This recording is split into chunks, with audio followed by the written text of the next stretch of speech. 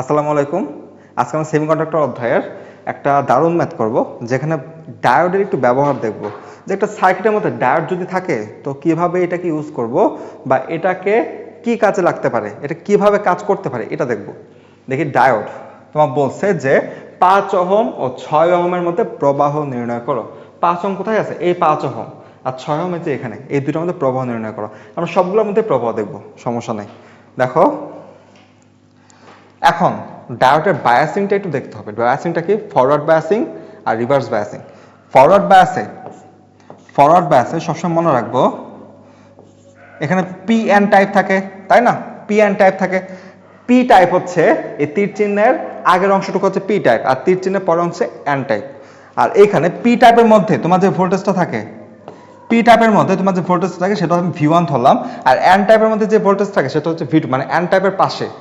এখন যদি V one greater than V two হয়, তার মানে হচ্ছে পি টাইপের প্রান্তে যদি ভোল্টেজটা বেশি থাকে তাহলে এটা হচ্ছে ফরওয়ার্ড বায়াস। এটা কি কোন বায়াস? Forward bias. পি টাইপের পাশে ভোল্টেজটা বেশি থাকলে ফরওয়ার্ড বায়াস। আর যদি এটা হয় যে V two greater than V one, তার মানে এন টাইপের পাশে যদি ভোল্টেজটা বেশি থাকে তো এটা হচ্ছে রিভার্স বায়াস। এটা কোন বায়াস? Reverse bias. ফরওয়ার্ড বায়াসে কারেন্ট প্রবাহিত হবে, রিভার্স বায়াসে আমরা কারেন্ট প্রবাহিত হবে না, এটা ধরে কাজ করব। এখন দেখো, ফরওয়ার্ড বায়াসে কারেন্ট থাকবে, রিভার্স বায়াসে কারেন্ট থাকবে না। এটা হচ্ছে মেইন টপিক এই ম্যাথের জন্য।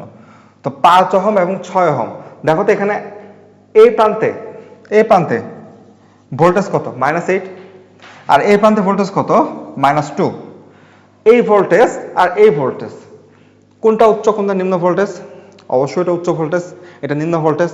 এখন উচ্চ ভোল্টেজ থেকে তো অবশ্যই কারেন্টটা চলে আসে, তাই না? নিম্ন ভোল্টেজ থেকে আধান চলাচল করে বা ইলেকট্রন চলাচল করে, আর উচ্চ ভোল্টেজ থেকে তড়িৎ চলাচল করে। আমাদের তড়িতের দিকটা দেখতে হবে। তো এখন বলো তো, এখান থেকে তড়িৎ প্রবাহ আসবে, এসে কোন দিকে যাবে?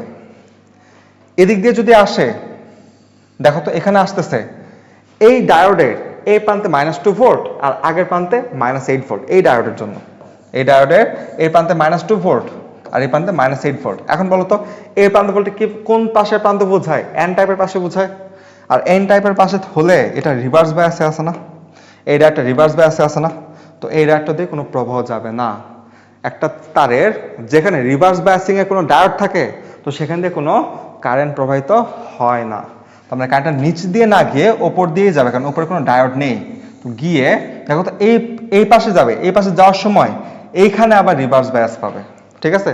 তোমরা মনে রাখতে পারো যে কারেন্ট যেদিকে চলাচল করে সেই প্রান্তের প্রথমে যদি এন টাইপ পড়ে, ওটা হচ্ছে রিভার্স বায়াস। দেখো, কারেন্ট চলাচল করে আসতেছে, এখানে এন টাইপ আসতেছে, তার মানে এন টাইপ প্রথমে আসতেছে, মানে এটা কিসে আছে? রিভার্স বায়াসে। তো এই সামনে দিয়ে যাবে না, তার মানে এটা এখানে কোনো কারেন্ট প্রবাহিত হবে না, ডিরেক্ট নিচে নেমে যাবে। নিচে নেমে এখন দেখো এখানে কোনো ডায়োড আছে না, তার মানে কারেন্ট এদিকে পাস হয়ে এদিকে চলে আসবে। বুঝতে পারছো? তার মানে কারেন্ট এভাবে আসবে, ওই রোদ দিয়ে যাবে, নিচের রোদে যাবে, তারপর এভাবে পাস হয়ে যাবে। এই দুটো রোদে কেন যাবে না? এই দুটো রোদের মধ্যে তোমার ডায়োডটা রিভার্স বায়াসে আছে, তাই এই বাহু আর এই বাহু মানে কোনো কাজই করবে না, একদম নাই বললেই হয়। এখন দেখো, তোমরাই বলো যে এই ক্ষেত্রে 6 ওহমের মধ্যে প্রবাহ কত? আচ্ছা, আগে 5 ওহমের মধ্যে বলো।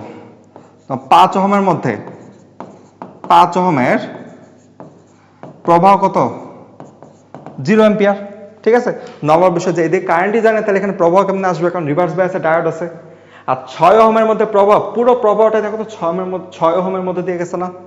তো পুরো প্রবাহটা বের করলেই 6 ওহমের মধ্যে, 10 ওহমের মধ্যে আর 3 ওহমের মধ্যে সেম প্রবাহ যাচ্ছে। কারণ এই দুটো নাই মানে কি, এই তিনটা রোধ আছে শ্রেণীতে, আর শ্রেণীতে প্রবাহ সমান। তো 6 ওহম, 10 ওহম আর 3 ওহম, 6 3 কত? 9, আর 10 কত? 19। তার মানে তুল্য রোধ কত? তুল্য রোধ আর সমান 6 + 3 + 10 মানে 19 ওহম। 19 ওহম।